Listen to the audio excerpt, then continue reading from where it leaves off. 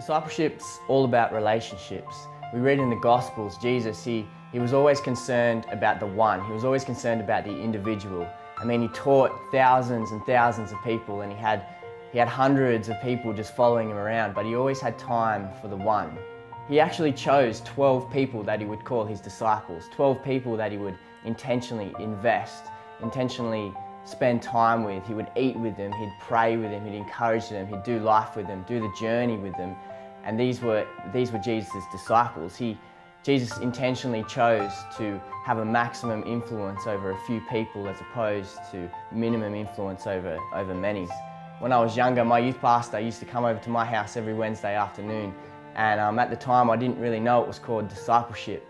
I just thought he was hanging out with me. But he'd come over week in, week out, and we'd read the Bible together. We'd talk about what God was teaching us. We'd share our challenges and our successes. We'd do life together. We'd pray for each other and we'd encourage each other.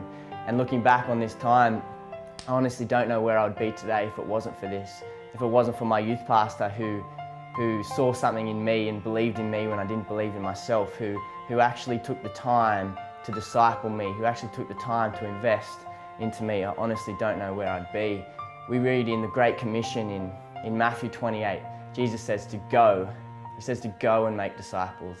I think too often we get caught up in expecting that discipleship will fall into our lap. I think sometimes we get too caught up in just doing church that we think that discipleship will just happen as a result.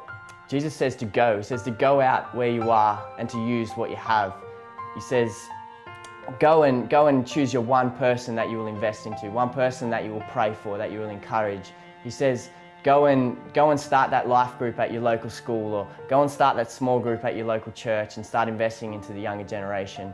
He says to go and use what you have. This is discipleship.